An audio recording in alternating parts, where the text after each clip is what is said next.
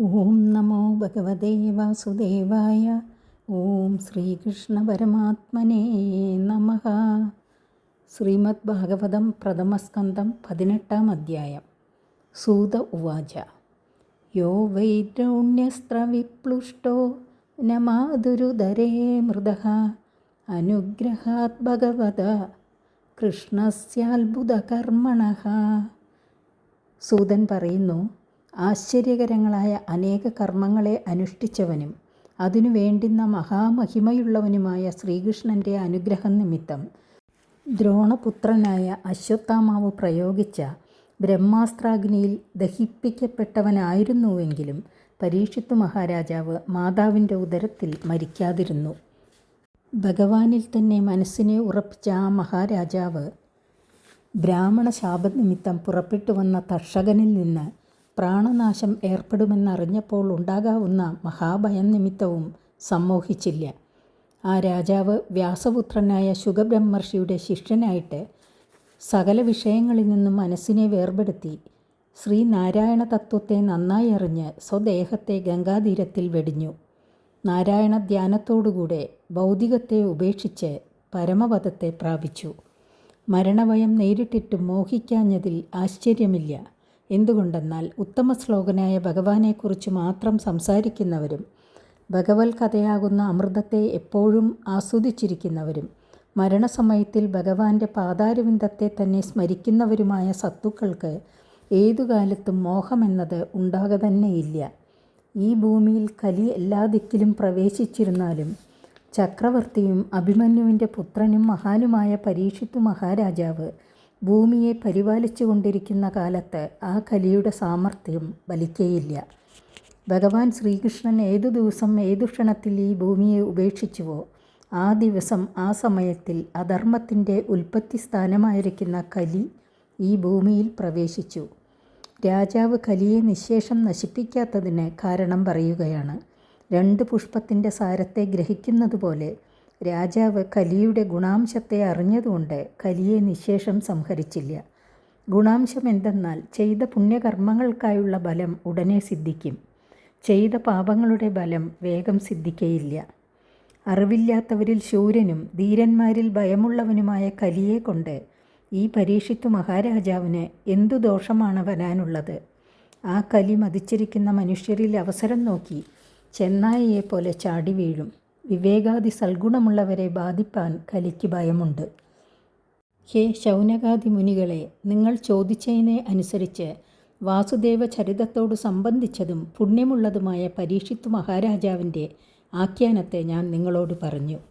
കീർത്തിക്കപ്പെടുവാൻ യോഗ്യങ്ങളും മഹത്തുക്കളുമായ കർമ്മങ്ങളെ നടത്തുന്ന ഭഗവാന്റെ ഭക്തവാത്സല്യാദി ഗുണങ്ങളെയും സൃഷ്ടിയാദി കർമ്മങ്ങളെയും സംബന്ധിച്ചിരിക്കുന്ന കഥകളെ മാത്രമേ ഉത്കർഷത്തെ ആഗ്രഹിക്കുന്ന പുരുഷന്മാർ ആദരവോടെ കേൾക്കാവൂ. ഋഷയ ഊജുഹു. സൂതജീവസമാസൗമ്യ ശാശ്വതീർവിശദം യശഃ യസ്ത്വം ശംസസി കൃഷ്ണസ്യ മർത്യാനാമമൃതം ഹിനഃ. ഋഷികൾ പറഞ്ഞു, ഹേ മൃദുസ്വഭാവനായ സൂത, നീ അനേകകാലം ജീവിച്ചിരിക്കണം. നീ ശ്രീകൃഷ്ണൻ്റെ കളങ്കമില്ലാത്തതായ യശസ്സിനെ കീർത്തനം ചെയ്യുന്നുവല്ലോ. ആ ഭഗവാന്റെ കീർത്തി മരണധർമ്മമുള്ള ഞങ്ങളുടെ മരണത്തെ തടുക്കുന്ന അമൃതത്തിന് സദൃശമായിരിക്കുന്നു. വിഘ്നങ്ങൾ അനേകമുള്ളതുകൊണ്ട് ബലം സിദ്ധിക്കുമെന്ന് വിശ്വസിപ്പാൻ പാടില്ലാത്തതായ ഈ സത്രകർമ്മത്തിൽ ഏർപ്പെട്ടു ഹോമധൂമത്താൽ ധൂമ്രനിറമുള്ള ശരീരത്തോടുകൂടിയ ഞങ്ങളെ അനായാസേന ബലത്തെ നൽകുന്നതും ആസ്വദിപ്പാൻ അധികം സ്വാദുള്ളതുമായ ശ്രീ ഗോവിന്ദപാദ പത്മത്തിൽ നിന്നൊഴുകുന്ന മകരന്ദത്തെ അങ്ങ് ആദരപൂർവം പാനം ചെയ്യിപ്പിക്കുന്നു. സത്രാദി അനുഷ്ഠാനങ്ങൾ ക്ലേശസാധ്യങ്ങളും ബലനിശ്ചയമില്ലാത്തവയുമാകുന്നു. ഭഗവത് കഥാശ്രവണമോ അനായാസേന സാധ്യവും പ്രാരംഭത്തിൽ തന്നെ ആനന്ദത്തെ ജനിപ്പിക്കുന്നതുമാകയാൽ ബലത്തെക്കുറിച്ച് നിശ്ചയമുള്ളതുമാകുന്നു. ഭഗവത് ഭക്തന്മാരായ അങ്ങയെപ്പോലുള്ളവരുടെ സംസർഗത്താൽ അല്പസമയം കൊണ്ടുണ്ടാകുന്ന പരമാനന്ദത്തോട് സ്വർഗസുഖത്തെയോ മോക്ഷസുഖത്തെയോ ഞങ്ങൾ സാദൃശ്യപ്പെടുത്തുന്നില്ല. അവയേക്കാൾ എത്രയോ അധികം ആദരിക്കത്തക്കതാണ് ഭഗവത് ഭക്ത സംസർഗം. അങ്ങനെയിരിക്കെ മനുഷ്യർക്കുള്ള രാജ്യൈശ്വര്യാദികളിൽ നിന്നുണ്ടാകുന്ന സുഖം ഭക്തസംസർഗത്തിൽ നിന്നുണ്ടാകുന്ന സുഖത്തിൽ നിന്നും എത്രയോ നിസ്സാരമായിട്ടുള്ളതാണെന്ന് പറയേണ്ടതില്ലല്ലോ. ഭഗവത് ഭക്തന്മാരോടുള്ള ചേർച്ച സ്വർഗാധിക സുഖപ്രദമാണെന്ന് പറഞ്ഞതിനു ശേഷം ഭഗവാന്റെ ചരിത്രം കേട്ടതുപോരാ ഇനിയും പറയണമെന്നുള്ള പ്രാർത്ഥന ചെയ്യുവാൻ വിചാരിച്ച ശൗനകൻ അതിൻ്റെ അവതാരിക പറയുകയാണ്. അത്യന്തം മഹാന്മാരായിരിക്കുന്നവർ സർവാത്മന ആശ്രയിക്കുന്ന ശ്രീഹരിയുടെ കഥയിൽ രസജ്ഞനായ ഏതൊരുവൻ തൃപ്തനായി ഭവിക്കും. പ്രാകൃത ഗുണഹീനനായിരിക്കുന്ന ആ ഭഗവാന്റെ അനന്ത കല്യാണ ഗുണങ്ങളുടെ അവധിയെ പരമശിവൻ, ബ്രഹ്മാവ് മുതലായവർ കൂടെ അറിയുന്നില്ല. നിർഗുണസ്വരൂപം ബ്രഹ്മാദികൾക്കും കൂടെ അറിവാൻ പ്രയാസമാണ്. പിന്നെ മനുഷ്യരെങ്ങനെ അറിയും? അതിനാൽ അവതാരലീലകളെ കേൾക്കുന്നതു തന്നെ ഉത്തമം. ആയതുകൊണ്ട് വിദ്വാനായ ഹേ സൂത, ഭഗവാനെ തന്നെ പ്രധാനമായി കരുതിയിരിക്കുന്ന ഭവാൻ കേൾക്കാൻ ആഗ്രഹിച്ചിരിക്കുന്ന ഞങ്ങളോട് ഏറ്റവും മഹാന്മാർ ഏകാന്തമായി ശരണം പ്രാപിച്ചിരിക്കുന്ന ശ്രീഹരിയുടെ പരിശുദ്ധവും സർവാഭീഷ്ടപ്രദവുമായ ചരിത്രത്തെ വിസ്തരിച്ചു പറയണം. അതിസൂക്ഷ്മമായ കാര്യത്തെ അറിവാൻ തക്ക ബുദ്ധിശക്തിയുള്ളവനും മഹാഭക്തനുമായ പരീക്ഷിത്ത് മഹാരാജാവ് വ്യാസപുത്രനായ ശുഗമുനി ഉപദേശിച്ച ജ്ഞാനത്തിൽ വെച്ച് ഏതൊരു സാധനത്തെ കൊണ്ടാണ് മോക്ഷം എന്നുപേരായ ശ്രീഹരി പാദമൂലത്തെ പ്രാപിച്ചത്? അന്ധഃകരണത്തെ പരിശുദ്ധമാക്കുന്നതാകയാൽ ഏറ്റവും പുണ്യമായതും ഏറ്റവും ആശ്ചര്യമായ യോഗത്തിൽ പര്യവസാനിക്കുന്നതും ദേശകാല പരിച്ഛേദമില്ലാതെ എങ്ങും നിറഞ്ഞിരിക്കുന്ന ഈശ്വരൻ്റെ പ്രവൃത്തികളെ വിവരിച്ചു കാണിക്കുന്നതും ബ്രഹ്മജ്ഞാനിയായ ശുഗമഹർഷി പരീക്ഷത്തിന് ഉപദേശിച്ചതും ഭഗവത് ഭക്തന്മാരുടെ മനസ്സിനെ അത്യന്തം ആനന്ദിപ്പിക്കുന്നതുമായ ആ ചരിത്രത്തെ ഞങ്ങളോട് വിവരിച്ചു പറയണം. സൂത ഉവാച അഹോ വയം ജന്മവൃത്യോദ്യഹാസ്മ വൃദ്ധാനുവൃത്യാഭി വിലോമജാതാഹ ദൗഷ്കുല്യമാദീം വിദുനോതി ശീഘ്രം മഹത്തമാനാം അഭിധാനയോഗഃ. ശ്രീ മഹാഭാഗവതത്തെ വ്യാഖ്യാനിപ്പാൻ ഹേതുവായിരിക്കുന്ന മഹാന്മാരുടെ ആദരത്തിനു പാത്രമായി ഭവിച്ചതുകൊണ്ടുള്ള ആത്മബഹുമാനത്തെ 2 ശ്ലോകം കൊണ്ട് സൂതൻ പറയുന്നു. ആശ്ചര്യം, അതിസന്തോഷം. ഞങ്ങൾ താണജാതിയിൽ ജനിച്ചവരായാലും ജ്ഞാനം നിമിത്തം വൃദ്ധനായിരിക്കുന്ന ശുഗമുനിയുടെ സംഭാഷണ രൂപമായ സേവയ്ക്ക് പാത്രമായതുകൊണ്ടും ജ്ഞാനവൃദ്ധന്മാരായ ശൗനകാദികളായ നിങ്ങളുടെ ആദരപൂർവമായ പ്രശ്നം കേൾപ്പാൻ ഇടവന്നതുകൊണ്ടും ഇപ്പോൾ ശ്രേഷ്ഠമായ ജന്മത്തെ പ്രാപിച്ചവരായി ഭവിച്ചു. എന്തുകൊണ്ടെന്നാൽ ഏറ്റവും മഹാന്മാരായിരിക്കുന്നവരുടെ സാധാരണമായ സംഭാഷണ ലാഭം ദുഷ്കുലത്തിൽ ജനിച്ചവനെന്നുള്ള ദോഷത്തെയും അതുനിമിത്തം മനസ്സിനുള്ള സുഖത്തെയും നശിപ്പിക്കുന്നു. ഏറ്റവും മാഹാത്മ്യമുള്ളവർ ഏകാന്തമായി ശരണം പ്രാപിച്ചിരിക്കുന്ന ആ ഭഗവാന്റെ നാമകീർത്തനം ചെയ്യുന്ന പുരുഷൻ്റെ സംഭാഷണ യോഗം താണവംശത്തിൽ ജനിച്ചവനെന്ന ദോഷത്തെയും തന്നിമിത്തമുള്ള ആദിയെയും നശിപ്പിക്കും എന്നുള്ളതിൽ സംശയിപ്പാനുണ്ടോ? എന്തുകൊണ്ടെന്നാൽ മഹാന്മാർ ഭഗവാനെ അനന്തശക്തിയുള്ളവനെന്നും അന്തത്തോട് കൂടാത്തവനെന്നും മഹാന്മാരിൽ അവസാനമില്ലാത്ത ഗുണങ്ങളെ പ്രകാശിപ്പിക്കുന്നവനെന്നും ഗുണങ്ങൾക്ക് അവസാനമില്ലാത്തതുകൊണ്ട് അനന്തൻ എന്നും പറയുന്നു. ജന്മജന്മാന്തരങ്ങളിൽ സമ്പാദിച്ചിട്ടുള്ള കർമ്മകോടികളെ നാമോച്ചാരണ മാത്രയിൽ നശിപ്പിച്ച് പരമാനന്ദ പദവിയെ നൽകുന്നതിന് ശക്തിയുള്ള ഭഗവൻ നാമത്തെ ഉച്ചരിക്കുന്നവൻ്റെ സംഭാഷണ ലാഭം ദുഷ്കുലജാതനായതുകൊണ്ടുള്ള ദോഷത്തെ തീർക്കുന്നുവെന്നുള്ളത് എത്രയോ ലഘുവായ സംഗതിയാകുന്നു. അതുകൊണ്ട് ജ്ഞാനസ്വരൂപനായ ശുഗൻ്റെ ഉപദേശലാഭത്താലും ഭഗവൻ നാമോച്ചാരണ ശ്രവണാദികളിൽ അതിതൽപരന്മാരായ നിങ്ങളുടെ സംഭാഷണ ലാഭത്താലും ക്ഷത്രിയനു ബ്രാഹ്മണിയിൽ ജാതനായതുകൊണ്ട് വിലോമജൻ എന്ന് പറയപ്പെടാവുന്ന ജാതിദോഷം തീർന്ന് ഞാൻ പരമധന്യനായിരിക്കുന്നു. ഭഗവത് ഗുണങ്ങളെ വർണ്ണിക്കുവാൻ ഉപകരിക്കുന്ന നിങ്ങളുടെ ഈ പ്രശ്നം എന്നിൽ നിങ്ങൾക്കുള്ള അനുഗ്രഹത്തെ സൂചിപ്പിക്കുന്നു. ഗുണങ്ങൾ കൊണ്ട് തനിക്കു സമനായും അധികരിച്ചവനായും മറ്റൊരുവനില്ലാതിരിക്കുന്ന ഭഗവാനെക്കുറിച്ച് ഇത്രത്തോളം സൂചിപ്പിച്ചത് മതിയാകുമെന്ന് കരുതുന്നു. വിസ്തരിച്ചു പറവാൻ ആർക്കും ശക്തിയില്ല. ലക്ഷ്മി ഭഗവതി പ്രാർത്ഥിച്ചുകൊണ്ട് നിൽക്കുന്ന ബ്രഹ്മാദിദേവന്മാരെ ഉപേക്ഷിച്ച് തന്നിൽ ആശയമില്ലാത്തവനെങ്കിലും ആ പരമപുരുഷൻ്റെ പാദപത്മധൂളിയെ ആശ്രയിച്ചുകൊണ്ട് അവനെ വിട്ടുപിരിയാതെ ഇരിക്കുന്നുവല്ലോ. അത്ര മഹിമയുള്ള ഭഗവാന്റെ ഗുണങ്ങളെ വിസ്തരിപ്പാൻ ആർക്കു സാധിക്കും? എന്നു മാത്രമല്ല, ഭഗവാന്റെ പാദനഖത്തിൽ നിന്നൊഴുകിയതും ബ്രഹ്മദേവൻ ഭഗവാനായിക്കൊണ്ട് അർഘ്യം സമർപ്പിച്ചതുമായ ജലം, ഗംഗാജലം, പരമേശ്വരനെയും ലോകത്തെയും ശുദ്ധമാക്കുന്നു. ഭഗവാന്റെ പാദനഖ സ്പർശം സിദ്ധിച്ച ജലത്തിന് അത്ര മഹിമയുണ്ട്. സകല സങ്കടങ്ങളിൽ നിന്നും ഭക്തന്മാരെ മോചിപ്പിച്ച് പരമപദത്തെ നൽകുന്ന ആ മുകുന്ദനെ ഒഴിച്ച് അന്യനായ ദേവൻ ഭഗവാൻ എന്ന പദത്തിൻ്റെ അർത്ഥമായി ഭവിക്കുന്നില്ല. മുകുന്ദൻ തന്നെ സർവേശ്വരൻ. ആ ഭഗവാനിൽ പരമപ്രേമം ഉള്ളവർ ധീരന്മാരായിട്ട് ദേഹാദികളിലുള്ള ചേർച്ചയെ വേരോടെ അകറ്റി ഹിംസയില്ലാത്തതും എല്ലാറ്റിൽ നിന്നും വിട്ടിരിക്കുന്നതുമായ സ്വഭാവത്തെ സ്വധർമ്മമായി സ്വീകരിച്ചിരിക്കുന്ന പരമഹംസന്മാരുടെ അത്യന്തം ഉയർന്നതായ നിലയെ പ്രാപിക്കുന്നു. ദേഹത്തെയും അതിൻ്റെ ധർമ്മമായ വിശപ്പ്, ദാഹം എന്നിവയെയും മറന്ന് ഇളക്കമില്ലാതിരിക്കണമെങ്കിൽ ഏതുവിധം ആനന്ദം അനുഭവപ്പെടണമോ ആ പരമാനന്ദപ്രാപ്തി മുകുന്ദനിൽ ഭക്തിയുള്ളവർക്ക് മാത്രമേ സിദ്ധിക്കുകയുള്ളൂ.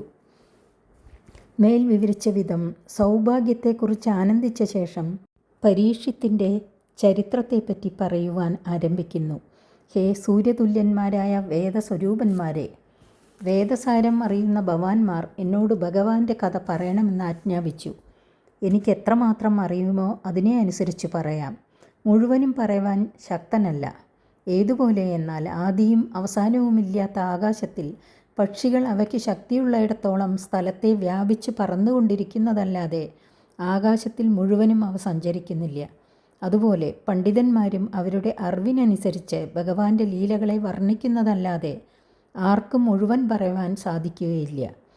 സൂര്യൻ വേദസ്വരൂപനാണെന്ന് ശ്രുതിസ്മൃതികൾ ഘോഷിക്കുന്നുണ്ട്. വേദവിജ്ഞാനത്താൽ ശൗനകാദികളും അതുപോലെ വേദാർത്ഥം അറിയുന്നവരാണെന്ന അഭിപ്രായമാണ് സൂതനുള്ളത്. ഒരു നാൾ പരീക്ഷിത്തു മഹാരാജാവ് അമ്പും വില്ലും ധരിച്ചു വനത്തിൽ നായാട്ടിനായിട്ട് സഞ്ചരിച്ചു. മൃഗങ്ങളുടെ പിന്നാലെ ഓടി ക്ഷീണിച്ചു. ഏറ്റവും വിശപ്പും ദാഹവും ഉള്ളവനായി ഭവിച്ചു. ദാഹം ശമിപ്പിക്കുവാൻ ഒരു ജലാശയത്തെ തിരഞ്ഞിട്ടും കാണാത്തതിനാൽ സമീപത്തു കൊണ്ട ആശ്രമത്തിൽ പ്രവേശിച്ചു. അവിടെ ശാന്തനായ ഒരു മുനി ഇരിക്കുന്നുണ്ട്. അദ്ദേഹം കണ്ണുകളെ അടച്ചും നേത്രാദികളായ ഇന്ദ്രിയങ്ങളെ അവയുടെ വിഷയങ്ങളായ രൂപാദികളിൽ പ്രവേശിപ്പിക്കാതെ മനസ്സിൽ ലയിപ്പിച്ചും ഉച്ഛ്വാസ നിശ്വാസ രൂപേണ ചലിച്ചുകൊണ്ടിരിക്കുന്ന പ്രാണൻ്റെ വ്യാപാരത്തെ അടക്കിയും സങ്കല്പ വികൽപ്പാത്മകമായിരിക്കുന്ന മനസ്സിനെയും നിശ്ചയാത്മകമായിരിക്കുന്ന ബുദ്ധിയെയും ആത്മാവിൽ നിലപ്പിച്ചും സ്ഥൂലം, സൂക്ഷ്മം, കാരണം എന്ന 3 സ്ഥാനങ്ങളിൽ നിന്നും ജാഗ്രത്, സ്വപ്നം, സുഷുപ്തി എന്ന 3 അവസ്ഥകളിൽ നിന്നും അതിക്രമിച്ചിരിക്കുന്നതായ തുര്യാവസ്ഥയെ പ്രാപിച്ചും അതിനാൽ ബ്രഹ്മമായി തന്നെ ഭവിച്ചിരിക്കയാൽ യാതൊരു വ്യാപാരവുമില്ലാതെയും അഴിഞ്ഞുകിടക്കുന്ന ജടകളാലും ധരിച്ചിരിക്കുന്ന കൃഷ്ണമൃഗ ചർമ്മത്താലും മുഖവും ദേഹവും മറയ്ക്കപ്പെട്ടും പരമശാന്തിയെ പ്രാപിച്ചുമിരുന്നു. ദാഹം കൊണ്ട് തൊണ്ട വരണ്ടിരുന്ന രാജാവ് അപ്രകാരമിരിക്കുന്ന ആ മുനിയോട് ജലം യാചിച്ചു. ശമീകൻ എന്നാണ് ആ മുനിയുടെ പേര്. ഇരിപ്പാൻ തൃണാദികൾ കൊണ്ടുണ്ടാക്കിയ ഒരാസനമോ അതിനായി നിർദ്ദേശിക്കപ്പെട്ട നിലമോ മര്യാദയെ സൂചിപ്പിക്കുവാനുള്ള പൂജാദ്രവ്യമോ സൗമ്യമായ വാക്കോ ആ മുനിയിൽ നിന്ന് രാജാവിന് സിദ്ധിച്ചില്ല. അപ്പോൾ മുനി തന്നെ അവമാനിച്ചതായിട്ട് വിചാരിച്ച് മഹാരാജാവ് കോപിച്ചു. അത് ദൈവേച്ഛയാണ്. വിശപ്പും ദാഹവും കൊണ്ട് ക്ലേശിച്ച മനസ്സോടുകൂടിയ ആ രാജാവിന് ആ ശമീക മുനിയെക്കുറിച്ച് ഇതിനു മുമ്പ് ആരെക്കുറിച്ചും ഉണ്ടായിട്ടില്ലാത്തതായ മാത്സര്യവും ക്രോധവും ഉണ്ടായി. സൽക്കാരം സിദ്ധിക്കാതെ പുറത്തേക്ക് പോവാൻ ഭാവിച്ച ആ രാജാവ് സമീപത്ത് ചത്തുകിടക്കുന്ന ഒരു പാമ്പിനെ വില്ലിൻ്റെ അഗ്രത്താൽ എടുത്ത് ക്രോധാധിക്യത്താൽ മതിമറന്ന് ആ ബ്രഹ്മർഷിയുടെ കഴുത്തിലിട്ട് നഗരത്തിലേക്ക് പോയി. ഈ മുനി ഇന്ദ്രിയങ്ങളെയെല്ലാം അടക്കിയ ഹേതുവാൽ കണ്ണുകളെ അടച്ചിരിക്കുന്നുവോ അല്ലെങ്കിൽ ഇവിടെ വരികയോ പോകുകയോ ചെയ്യുന്ന ഈ ക്ഷത്രിയാതമന്മാരെ കൊണ്ട് ഞങ്ങൾക്കെന്തു വേണം എന്ന വിചാരത്താൽ സമാധി നടിച്ച് കണ്ണടച്ചിരിക്കുന്നുവോ എന്നറിയണമെന്നായിരുന്നു പാമ്പിനെ മുനിയുടെ കഴുത്തിലിടുമ്പോൾ രാജാവിനുണ്ടായ വിചാരം. ആ മുനിയുടെ പുത്രനും അധികരിച്ച തപശക്തിയുള്ളവനും ബാലകനുമായ ശൃംഗി എന്നവൻ താപസകുമാരന്മാരോടുകൂടെ കളിച്ചുകൊണ്ടിരിക്കുമ്പോൾ തൻ്റെ പിതാവിനെ പരീക്ഷിത്തു മഹാരാജാവ് ദുഃഖത്തെ ഉണ്ടാക്കി തീർത്തതായിട്ട് കേട്ടപ്പോൾ ആ കുട്ടികളുടെ മധ്യത്തിൽ വെച്ച് ഇങ്ങനെ പറഞ്ഞു: കഷ്ടം! ബലം അധികരിച്ചിരിക്കുന്ന രാജാക്കന്മാർ ചെയ്യുന്ന അധർമ്മം അല്പമല്ല. ദാസന്മാർ യജമാനൻ്റെ നേർക്കു കാണിക്കുന്ന പാപപ്രവൃത്തി വാതിൽ കാവലിനു വേണ്ടി പാർപ്പിച്ചിരിക്കുന്ന തടിയുള്ള നായ്ക്കളും പിണ്ടം കൊത്തിത്തിന്ന് തടിച്ചിരിക്കുന്ന കാക്കകളും കാട്ടുന്ന അതിക്രമം പോലെയല്ലേ? ബ്രാഹ്മണർ ക്ഷത്രിയരെ വീടുകാത്ത് രക്ഷിപ്പാനുള്ള നായ്ക്കൾക്ക് തുല്യമായിട്ടേ നിശ്ചയിച്ചിട്ടുള്ളൂ. ആ നായ യജമാനൻ്റെ വീട്ടിലുള്ള പാത്രത്തെയും പദാർത്ഥത്തെയും ഭുജിപ്പാൻ യോഗ്യനായി വരുന്നതെങ്ങനെ? മാർഗം തെറ്റി നടക്കുന്നവരെ ശാസിച്ചിരുന്ന ഭഗവാൻ ശ്രീകൃഷ്ണൻ ലോകത്തെ വിട്ടുപോയിരിക്കുന്ന ഈ അവസരത്തിൽ ശ്രീകൃഷ്ണൻ നിശ്ചയിച്ച മര്യാദ തെറ്റി നടക്കുന്ന ആ രാജാക്കന്മാരെ, അവരിൽ ഒരുവനായ ഈ രാജാവിനെ ഇതാ ഞാൻ ശാസിക്കുന്നുണ്ട്. എൻ്റെ ബലം നിങ്ങൾ കണ്ടുകൊള്ളുവിൻ. സ്നേഹിതന്മാരായ താമസകുമാരന്മാരോട് ഇങ്ങനെ പറഞ്ഞ് കോപാധിക്യത്താൽ കണ്ണുകൾ ചുമന്നു കൗശികി നദിയിലിറങ്ങി ആചമനം ചെയ്ത് ശപിച്ചു. ചത്ത പാമ്പിനെ കണ്ടത്തിലെടുത്തിട്ടതിനാൽ മര്യാദയെ അതിക്രമിച്ചവനും എൻ്റെ പിതാവിന് ദ്രോഹത്തെ ചെയ്തവനും അവൻ്റെ വംശത്തെ ദഹിപ്പിക്കുന്ന അഗ്നിക്ക് തുല്യനുമായ പരീക്ഷിത്തു രാജാവിനെ എൻ്റെ സങ്കല്പത്താൽ പ്രേരിതനായ തക്ഷകൻ ഇന്നു മുതൽ 7-ാം നാൾ കടിച്ച് വിഷാഗ്നിയാൽ ദഹിപ്പിക്കും, സംശയമില്ല. പിന്നെ മുനിബാലകൻ പർണശാലയിൽ വന്ന് കഴുത്തിൽ ചത്ത സർപ്പത്തെ വഹിച്ചു കൊണ്ടിരിക്കുന്ന അച്ഛനെ കണ്ടപ്പോൾ അസഹ്യ ദുഃഖത്തോടുകൂടെ വായ്വിട്ടു കരഞ്ഞു. അതികഷ്ടം! ഹേ ശൗനക ബ്രാഹ്മണ, അങ്കിരസിൻ്റെ പുത്രനായ ആ ശമീക മഹർഷി അരികെ നിന്ന് ഉറക്കെ കരയുന്ന പുത്രൻ്റെ ശബ്ദം കേട്ടിട്ട് മെല്ലെ മെല്ലെ നേത്രങ്ങളെ തുറന്നു നോക്കി. തൻ്റെ തോളിൽ ചത്ത പാമ്പ് കിടക്കുന്നത് കണ്ടെടുത്ത് താഴത്തിട്ടു. ബാലക, നീ എന്തിനു കരയുന്നു? നിനക്ക് ആർ എന്ത് ഉപദ്രവം ചെയ്തു എന്നു ചോദിച്ചു. ഈ വിധം പിതാവിൻ്റെ ചോദ്യം കേട്ട പുത്രൻ ശൃംഗി നടന്ന വൃത്താന്തം അറിയിച്ചു. ശപിപ്പാൻ പാടില്ലാത്ത രാജാവിനെ ശപിച്ചതായിട്ട് കേട്ടപ്പോൾ ആ മുനി പുത്രനെക്കുറിച്ച് സന്തോഷിച്ചില്ല. കഷ്ടം കഷ്ടം മൂഢ, മഹത്തായ പാപം നീ ചെയ്തുവല്ലോ. എത്രയോ ചെറുതായ കുറ്റത്തിന് കഠിനമായ ശിക്ഷയെ നീ രാജാവിൽ ഏൽപ്പിച്ചുപോയി. ഇതാണ് ബ്രാഹ്മണ ലക്ഷണം എന്നു കാണിപ്പാനാണ് ഋഷിക്ക് ബ്രാഹ്മണൻ എന്ന വിശേഷണം. ഉപദ്രവിച്ചവരെ പകരം ഉപദ്രവിക്കുന്നത് ബ്രാഹ്മണ ലക്ഷണമല്ലെന്ന് സാരം. കുറ്റത്തിനും ശിക്ഷയ്ക്കും താരതമ്യം വേണമെന്നും സൂചിപ്പിച്ചു. പരിഭാഗം വന്നിട്ടില്ലാത്ത ബുദ്ധിയോടുകൂടിയവനെ, വിഷ്ണു തന്നെ രാജാവ് എന്നുള്ള പ്രശസ്തിയെ പ്രാപിച്ചിരിക്കുന്ന നരദേവൻ സാമാന്യ മനുഷ്യനോട് തുല്യനാണെന്ന് കരുതരുത്. അന്യർക്ക് അതിക്രമിപ്പാൻ കഴിയാത്തതായ ആ രാജ തേജസ്സിനാൽ രക്ഷിക്കപ്പെടുന്ന പ്രജകൾ ഏതു ദിക്കിലും ഭയമില്ലാതെ കുശലങ്ങളെ പ്രാപിക്കുന്നു. എടോ കുട്ടി, രാജാവെന്ന നാമമുള്ള ശ്രീ മഹാവിഷ്ണു കാണപ്പെടാതിരുന്നാൽ ഈ ലോകം എങ്ങും കള്ളന്മാരും കവർച്ചക്കാരും പെരുകി രക്ഷിക്കപ്പെടാത്ത ആട്ടിൻകൂട്ടമെന്ന പോലെ ക്ഷണത്തിൽ നശിക്കും. ആകയാൽ രക്ഷിതാവായ രാജാവില്ലാതായി ഭവിച്ച ജനങ്ങളുടെ ധനാദികളെ അപഹരിക്കുന്നവർ നിമിത്തം ലോകത്തിനുണ്ടാകുന്ന പാപം അതിൽ ചേർച്ചയില്ലാതെ തന്നെ നമ്മൾക്കിന്നു മുതൽക്ക് ബാധകമായി വരും. പ്രായേണ അപഹരിപ്പാനുള്ള വാസനയോടുകൂടിയ ജനങ്ങൾ അന്യോന്യം അടികലശൽ ചെയ്യും, കഠോര വാക്കുകൾ പറയും, പശുക്കളെയും സ്ത്രീകളെയും ധനങ്ങളെയും അപഹരിക്കും. ജനങ്ങളെ മര്യാദയിൽ നിർത്തുവാനുള്ള അധികാരമില്ലാത്തതിനാൽ ബ്രാഹ്മണാദി വർണ്ണങ്ങൾ, ബ്രഹ്മചര്യാദ്യാശ്രമങ്ങൾ, അവർക്ക് പ്രത്യേകമുള്ള അനുഷ്ഠാനുക്രമങ്ങൾ എന്നീ പദ്ധതിയിൽ വേദം നിലനിർത്തിയിരിക്കുന്ന സദാചാരം നശിച്ചുപോകും. ധനത്തിലും വിഷയത്തിലും ഉറപ്പിച്ചിരിക്കുന്ന മനസ്സോടുകൂടിയ ജനങ്ങളുടെ ഇടയിൽ നായ്ക്കളുടെയും കുരങ്ങുകളുടെയും രീതിയിൽ വ്യവസ്ഥയില്ലാത്ത വിധം ബ്രാഹ്മണൻ ക്ഷത്രിയ സ്ത്രീയെയും ക്ഷത്രിയൻ ബ്രാഹ്മണ സ്ത്രീയെയും ശൂദ്രൻ ബ്രാഹ്മണിയെയും ബ്രാഹ്മണൻ ശൂദ്ര സ്ത്രീയെയും ഇഷ്ടം പോലെ ഓരോരുത്തരും കല്യാണം കഴിക്കുകയും സന്താനങ്ങൾ ജനിപ്പിക്കുകയും ചെയ്യുവാനിടവരും. ആ പരീക്ഷിത്തു രാജാവ് പ്രത്യക്ഷമായിട്ട് ധർമ്മപരിപാലനം ചെയ്യുന്ന ചക്രവർത്തി, മഹാകീർത്തിമാൻ, മഹാനായ ഭഗവത് ഭക്തൻ, രാജർഷി, അശ്വമേധം എന്ന യാഗം ചെയ്തു ഭഗവാനെ ആരാധിച്ചവൻ, അത്രത്തോളം മാഹാത്മ്യമുള്ള ആ രാജാവ് വിശപ്പും ദാഹവും കൊണ്ട് ക്ഷീണിച്ച് ദുഃഖിച്ചവനായി വന്നതിനാൽ ഈ വിധം പ്രവർത്തിച്ചുപോയി. അതിനാൽ ആ രാജാവിനെ നമ്മൾ ശപിപ്പാൻ പാടില്ല. ആകയാൽ നിന്റെ പ്രവൃത്തി അവിവേകമായി ഭവിച്ചു. ഈ മഹാപാപത്തിന് അന്യമായ പ്രായശ്ചിത്തമില്ലെന്നറിഞ്ഞ് മുനി കുറ്റം സമ്മതിച്ച് ഭഗവാനെ പ്രാർത്ഥിക്കുന്നു.